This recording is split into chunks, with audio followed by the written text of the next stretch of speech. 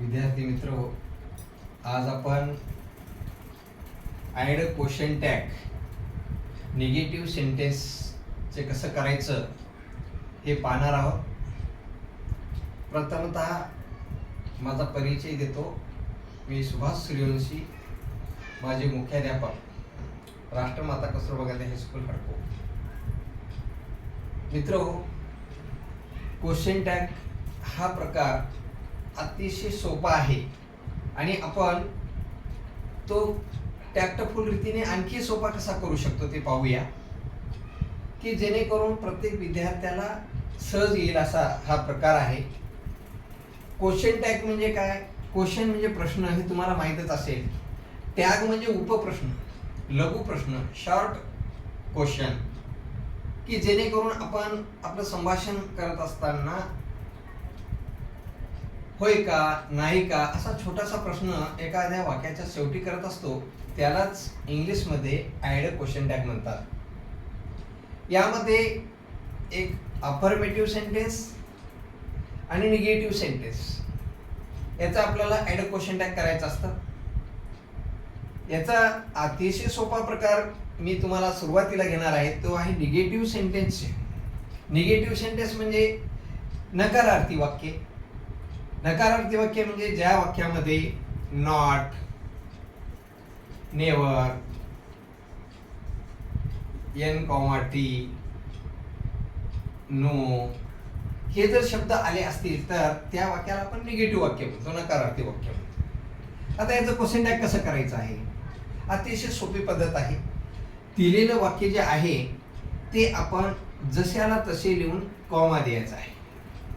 Comma दिल्यानंतर त्यानंतर subject आणि व्हर्ब जे आहे त्यामध्ये काय करायचं, आपण 1, 2, 1, 2 असे याला आपण नंबर द्यायचे आणि पुन्हा काय करायचं, 2, 1 करायचं. 1, 2, 2, 1. आणि हे बघा, I am not lazy. I am not lazy. Am I? मी आळशी नाही आहे का? हा प्रश्न आपण छोटा केलेला आहे. तसा दुसरा प्रश्न पहा, दुसरं वाक्य पहा, आय एम नॉट सॅड.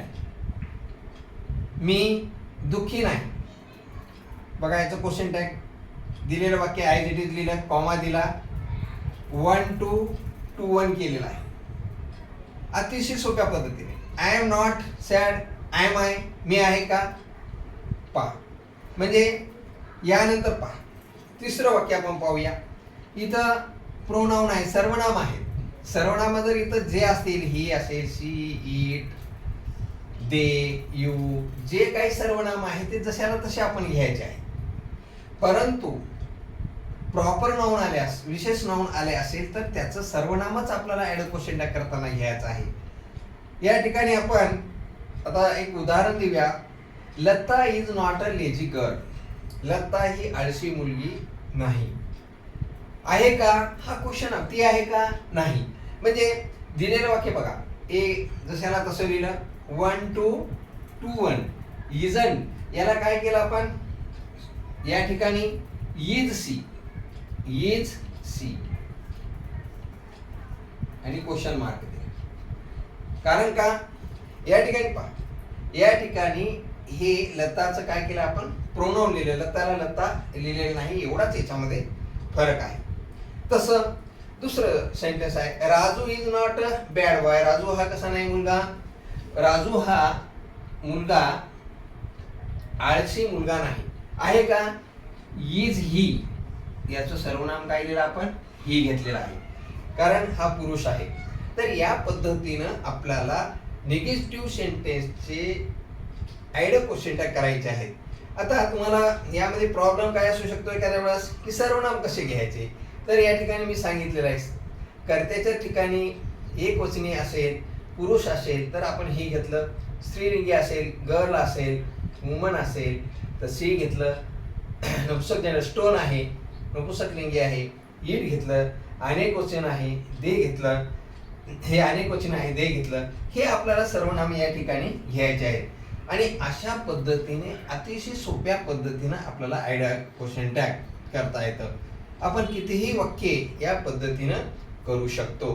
अशा पद्धतीनं हे निगेटिव्ह सेंटेन्सचं आयडियल क्वेश्चन टॅग आहे, ज्यामध्ये helping verb am, is, are हे आहेत. अशा वाक्याचं आपण या ठिकाणी केलेलं आहे. आता या ठिकाणी तुम्हाला दुसरं एखादं उदाहरण देऊ शकतो याच प्रकारातलं. पहा किती सोपं आहे.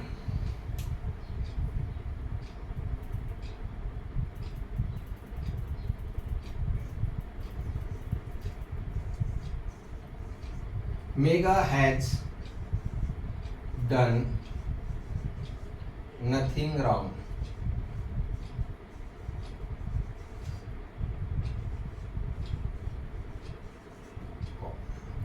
बघा या ठिकाणी आपण हे वाक्य लिहिलेलं आहे. याचा आन्सर कसं दिलेलं वाक्य आपण ॲज इट इज लिहितो, जशाला तसं. Has done nothing wrong, comma दिलेला आहे. आणि या ठिकाणी नथिंग शब्द आला, निगेटिव्ह सेंटेन्स आहे, म्हणून आपण काय केलेलं आहे, हॅजला हॅज घेतलेला आहे आणि मेगाचं सर्वनाम काय घेतले, शी. तिने काही चूक केली, तिने केली नाही असा अर्थ, केली का असा त्याचा अर्थ या ठिकाणी झालेला आहे. या ठिकाणी अशा पद्धतीने आपण अनेक वाक्ये निगेटिव्ह सेंटेन्सचे सोप्या पद्धतीनं आयडियल क्वेश्चन टॅग करू शकतो. असे अनेक नवीन नवीन प्रकार आपण पाहूया. यानंतर उद्या दुसरा प्रकार. थँक्यू.